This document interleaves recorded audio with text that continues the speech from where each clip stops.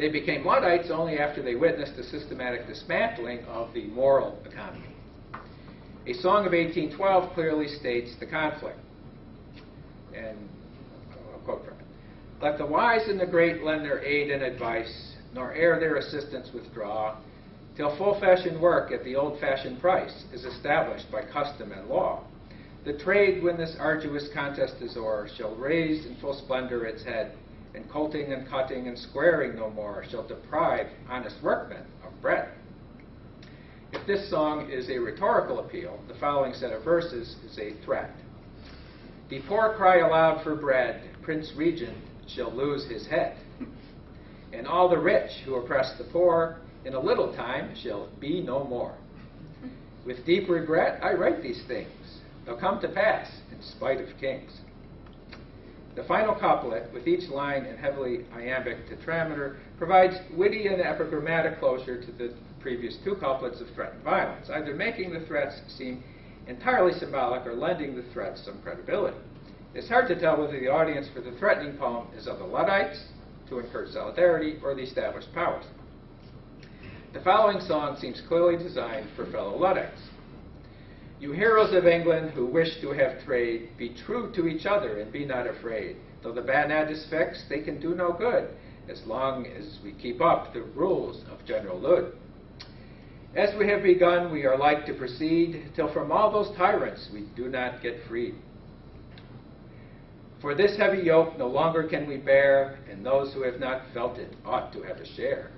And then they can feel for another's woe, for he that never knew sorrow, sorrow doth not know. But there is Cartwright and Atkinson also, to show them justice, sorrow they shall know. Though he does boast of the deeds he has done, yet out of their presence like a thief he does run. It is the laws of England to stand in our defense. If he comes in our presence, if he comes in our presence, him will recompense. An author's name is attached to this song, Charles Milne of Halifax, Yorkshire, at whose trial the song was used as evidence.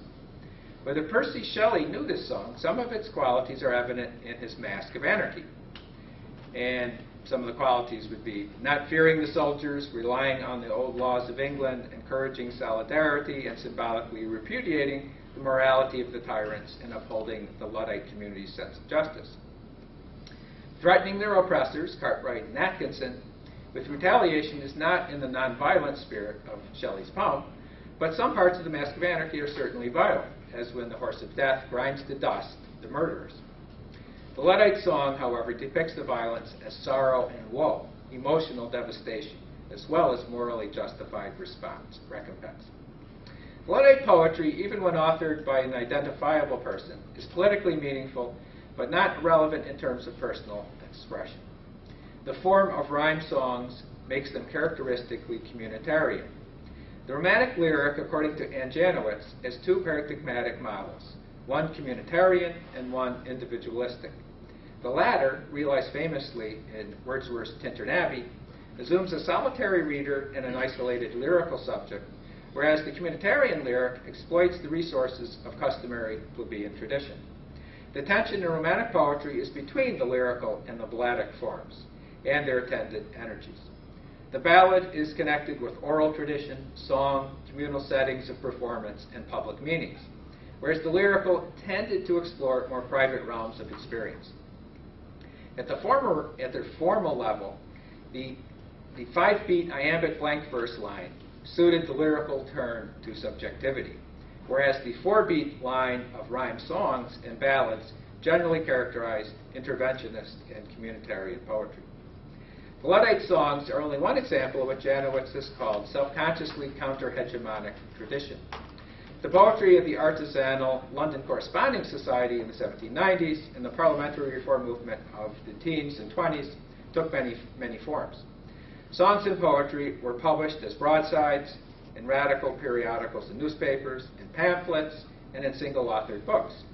Alan Davenport, a shoemaker and a follower of Thomas Spence, published in radical periodicals and authored several books of poetry as well as an autobiography. Defending Percy Shelley in prose and poetry, Davenport also used Wordsworthian models in some of his poetry. which has both lyrical and balladic emphases. Davenport, who was on both sides of the cultural line drawn by Janowitz, did not achieve the fame enjoyed by Bloomfield or Clare, but he was well known in radical and Chartist circles. Davenport escaped anonymity more from his political activism than his poetry. More typical would be a poet like Elizabeth Hams, who was a servant, who wrote effective satirical poetry along with a long religious poem, The Death of Amnon, in 1789. Her intelligent wit and sharp eye for social incongruity were not enough to get her a second volume of poetry, as she was one of the many one-book poets. Being talented alone did not guarantee literary success, for one had to have some luck also. Okay, and then the final section is romantic anti-capitalism and romantic individualism. After Jerome McGann's romantic ideology of 1983 inaugurated the age of historicism in romantic studies, it is remarkable how few readings stressed romantic communitarianism. Rather, the orthodoxy was that romanticism was marked thoroughly by bourgeois individualism, so clearly evident in Wordsworth, the most representative romantic. He was the poet of bourgeois male subjectivity, the individualist par excellence, ideologically aestheticizing the violent and oppressive transition to industrial capitalism. Wordsworth, at one with the dominant currents of his age, pioneered the adaptive strategies of constructing the modern psychological subject, as Clifford Siskin called it, a mind capable of limitless growth that takes itself to be the primary object of its own inquiries, according to Cliff Siskin.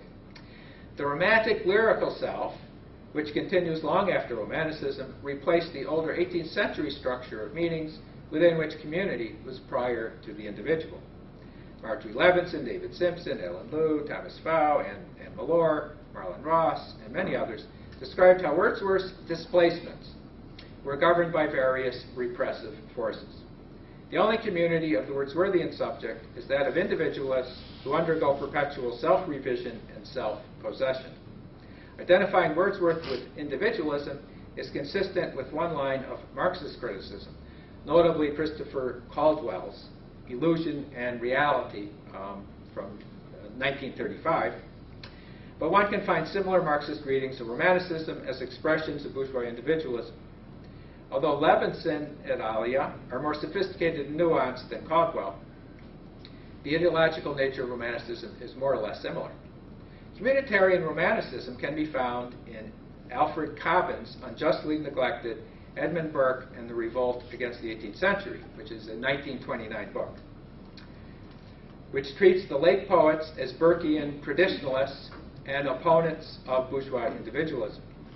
Extrapolating from Burke's argument in 1790 that Enlightenment rationalism destroyed centuries of customary norms and practices, Cobbin's romantics search for models to counter the hegemonic utilitarian liberalism. E.P. Thompson, coming at the same set of issues from a different angle, also laments the destruction of customary communities formerly governed by a moral economy.